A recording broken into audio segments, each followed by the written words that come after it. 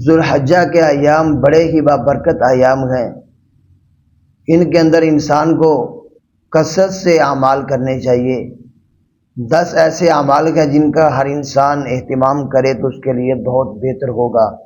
سب سے پہلے انسان کثرت کے ساتھ اچھے اعمال کرے، اور دوسرے نمبر پہ انسان نماز فجر اور نماز اشراق کا اہتمام کرے۔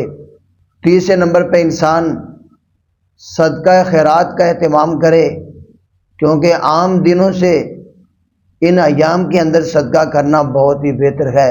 چوتھے نمبر پہ انسان روزوں کا اہتمام کرے، اگر ہو سکے تو 9 کے 9 روزے رکھے۔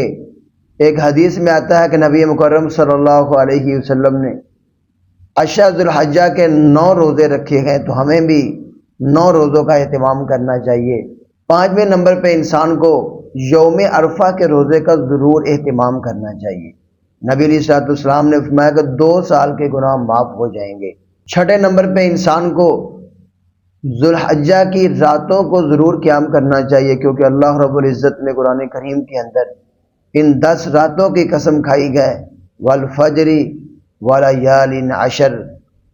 اس سے معلوم ہوا کہ ان راتوں کی بہت زیادہ اہمیت ہے۔ 7ویں نمبر پہ انسان کو کثرت سے ذکر الہی کرنا چاہیے۔ جو بھی ذکر انسان کو آئے، سبحان اللہ، الحمدللہ، اللہ اکبر، استغفر اللہ، جو بھی انسان کو ذکر یاد ہے وہ کثرت کے ساتھ کرے، اور خصوصاً درود ابراہیم کثرت کے ساتھ پڑھے، اس کی بھی بہت زیادہ فضیلت ہے۔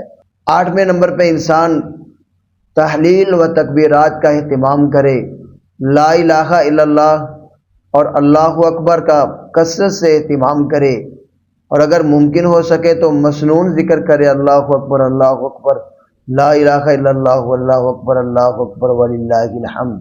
9ویں نمبر پہ انسان قربانی کا اہتمام کرے۔ 10ویں نمبر پہ جو لوگ قربانی کرنا چاہتے ہیں وہ ان 10 دنوں میں اپنے ناخن اور بال وغیرہ نہ کٹوائیں، حیامت نہ بنوائیں، قربانی کرنے کے بعد اپنی حیامت بنوائیں۔